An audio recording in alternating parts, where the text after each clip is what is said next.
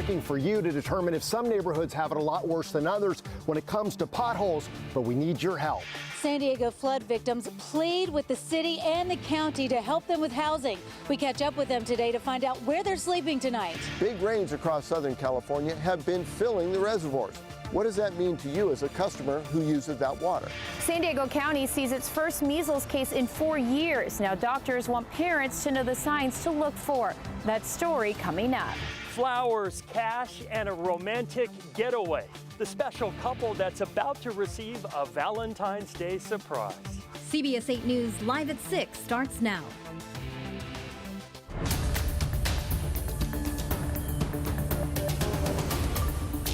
From Oceanside to Lemon Grove to Claremont, we're hearing from drivers who are frustrated by all the potholes in their community. Good evening. Thank you for joining us. I'm Carlo Cicchetto. I'm Marcella Lee. How are the potholes in your neighborhood? Here at CBS 8, we are looking for trends to see if some neighborhoods are being neglected more than others. Our Steve Price explains how you can participate in this Working for You report. After talking to mechanics and windshield repair people on Tuesday about pothole damage, it became clear to us that these are a problem all over the county, but are some neighborhoods worse than others when it comes to potholes? Working for You, we're trying to determine trends, but we need your help. That's pretty deep. Jan Brown has a big pothole on the street right next to her driveway. It's very frustrating. Jan lives in Claremont and showed me where city crews filled a few potholes in her neighborhood a couple of weeks ago, but ignored other ones just a few steps away. And they're so close to each other. I mean, you're talking maybe 15 yards away from each other. That's nothing. We learned about Jan's potholes from our new CBS 8 road survey on our website. It's just a couple of quick questions. Where do you live? How are the current road conditions in your neighborhood? How are the roads compared to a year ago? We've already started getting responses from all over the county, with Mira Mesa and Pacific Beach leading the way. And we're hearing the words potholes a lot, followed by horrible. 83% of you say roads are worse now than a year ago, but we only have just over 50 responses so far. Not enough to really spot trends that we can take to officials in those areas and press for action. I feel like we are considered the ugly stepchild that gets neglected in Claremont. Jan is pretty sure her neighborhood is one of the worst, but here are some of the comments we've already received from other areas. Lemon Grove, horrible. Oceanside, potholes up and down our street. Pacific Beach, Crown Point, terrible. Someone on a bike or motorcycle is going to die. And that's Jan's concern too. Someone's going to get hurt. It's just a matter of time. With repairs costing anywhere from hundreds of dollars to thousands. By the way, that pothole at the end of her driveway, the city marked this. She says 8 months ago the city painted lines around it. She thought that meant it was about to be filled, but no one ever came back and did the work. Working for You in Claremont, Steve Price, CBS 8. Thanks so much, Steve. You can find a link to that street survey right on our homepage. Just visit cbs8.com. San Diego police have made an arrest in a cold case from a decade ago. Police say Sonny Estrada shot and killed 42-year-old Daniel Oriz back in 2014 in Hamasha. Oriz was found outside a home on Coast Street after police responded to reports of gunshots. Estrada was already in jail on an unrelated charge, but police say 2 people were involved in the killing, so 1 is still at large. Anyone with information should call San Diego Police or Crime Stoppers at 888-580-8477. Prosecutors will not retry a jailhouse doctor accused of criminal negligence in the death of pregnant inmate Alisa Cerna. CBS 8's Kelly Hessedal was in the courtroom for today's hearing. She has reaction from both sides. Criminal charges were dismissed against Dr. Friederike von Lintig. Prosecutors told the judge there's nothing more we could add to this case to change the outcome. Now, Alisa Cerna's mother was in the courtroom. She calls this decision disappointing.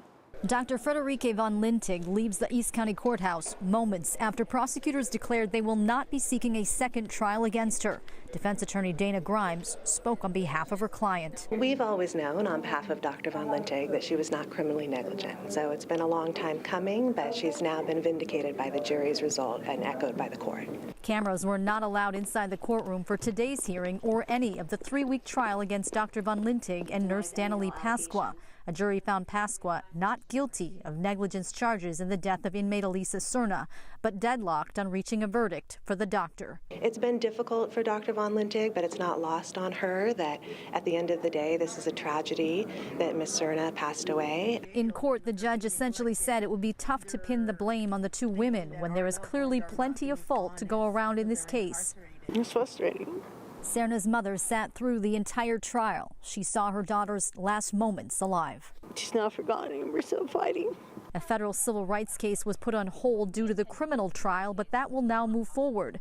Both Pasqua and Von Lintig are named in that case too, along with several others, including the County of San Diego and former Sheriff Bill Gore. Cerna attorney Grace June. And what we are alleging against the entity, against the Sheriff's Department, is a pattern and practice of neglecting seriously ill inmates, a pattern and practice of accusing inmates of faking it, of malingering, and then completely ignoring them when they beg for help. And that federal case has a hearing set for March 11th. Now, because it is in federal court, cameras will not be allowed inside that courtroom either. Kelly Hessedal, CBS 8. Thanks, Kelly. Today, Mayor Todd Gloria signed a new labor agreement with local organizations working on city-funded construction. The goal is to ensure these projects are done on time and within budget while also hiring local workers. In 2022, San Diegans voted for Measure D, which reversed a 10-year ban on project labor agreements for city construction projects. Those are agreements between construction unions and the city that set parameters for workers hired for those projects. The City Council approved the agreement yesterday. Mayor Todd Gloria says it's the first of its kind in the city of San Diego. This rain season started out slowly in San Diego, but turned around quickly. Atmospheric rivers over the past couple of months have pushed San Diego's official rain gauge to well above average. Meteorologist Sean Stiles has more on what that means for the city of San Diego's reservoirs. To say it's rained a lot in the past 2 or 3 weeks is an understatement, and the reservoirs in the city have been filling up. But to get a better idea on that, we talked to the City of San Diego's Public Utilities Department. In the last 3 weeks, we've received over 25,000 acre-feet of runoff. That translates to having 36% more water in our reservoirs than we did at this time last year. Drew Kleiss is the Assistant Director, Public Utilities Department, City of San Diego, and he likes the impressive rainfall totals. That's a lot of local runoff that we're able to use in our drinking water system. In fact, in the last 3 weeks, we've collected enough rainfall runoff in our reservoirs to provide drinking water to our customers for approximately 50 days. The City of San Diego gets nearly 90% of its water from imported resources, and 10% comes from rain capturing at its 9 reservoirs.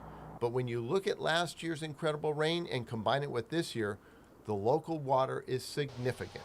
This year was with the benefit of the additional rain that we've gotten over the last 2 years. We anticipate that we'll be able to meet about 20% of our local water needs with local runoff. One reservoir that's not been able to hold on to the excess rain is Lake Hodges. The dam is over 100 years old, and the California Division of Safety of Dams has reduced the amount of water Hodges can hold at 280 feet. During the winter months, when the rains come in and we typically receive a lot of runoff, that's when there's usually the lowest water demand. And so water needs to be released from Hodges Reservoir to maintain those safety levels. Last year's rain produced 39,000 acre-feet of water for the City of San Diego's reservoirs, and this year is not far behind. We had intense rains in the last few weeks, and just in that 3 weeks, we collected over 25,000 acre-feet of runoff. So the grand total for this rainy season isn't over yet. And according to the city, we've been able to collect nearly 20% more rain this year than last year. And think about this, we've still got half of February and March to go. Sean Stiles, CBS 8. All right, thanks, Sean. Tonight, a 4-year-old boy is reunited with his family after he was kidnapped last night in Long Beach. His parents had just stepped away from their car when it was stolen with the child inside. That's when the California Highway Patrol issued an Amber Alert. Police were contacted a few hours later, and they found the car with the child still sitting in his car seat.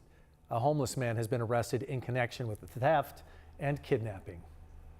Tonight, doctors at Rady Children's Hospital are warning parents about the resurgence of measles after the county saw its first case since 2019. CBS 8 Shannon Handy has details and the signs you should look for. That first case was a 1-year-old child who is treated here at Rady Children's Hospital. Fortunately, they're going to be okay, but doctors say measles can be serious, and because it's so contagious, they want people to be aware. San Diego just had our first case since 2019. Edmund Milder is a pediatric infectious disease specialist at Rady Children's Hospital in UC San Diego. He says the 1-year-old who was recently diagnosed had traveled internationally with her family and came back sick with a variety of symptoms, including a runny nose, cough, high fever, red eyes, and eventually a rash, all things parents should look out for. The classic rash starts around the face and then moves down the body. The child was not vaccinated. On average, kids in the United States get the first dose of their MMR vaccine at age 1, followed by another before they start school. That couple with an international trip made the child more susceptible. And that's because the vaccine is highly effective, and luckily for most of the United States, we've got good vaccine coverage. But that's not true around the world, and we're seeing big outbreaks in different parts of the world. While our vaccine rates are good compared to other countries, according to the CDC, they've gone down in recent years. From the 2019-2020 to the 2021-2022 school year, vaccination rates among kindergartners declined from 95% to about 93%, which experts say has contributed to the resurgence of measles. At the beginning of the pandemic, a lot of that was access. People just didn't have an easy way to get into their pediatrician's office. And I think what we're seeing now is some vaccine fatigue.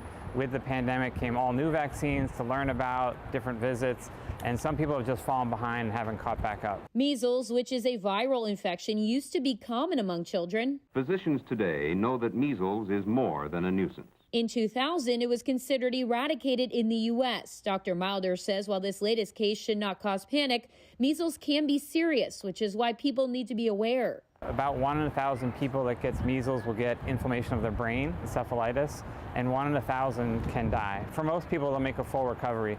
The trouble is highly contagious. Dr. Milder says getting vaccinated is the best way to protect yourself against measles. As for this latest case, county health officials have alerted those who may have been exposed between January 28th and February 1st at one of 4 locations. The incubation period can last up to 21 days. At this point, no additional cases have been confirmed. Shannon Handy, CBS 8. Still ahead tonight, a Valentine's Day to remember for a local Army veteran and his wife. Plus, an anniversary to remember for couples who made it to the county building on time. Not seeing red, but a lot of blue looking out from this gorgeous view towards the ocean from our Mount Soledad camp. Right now, current temperature 58 degrees for downtown. Your complete forecast is ahead. And up next, another deadly shooting, this time at a Super Bowl victory parade.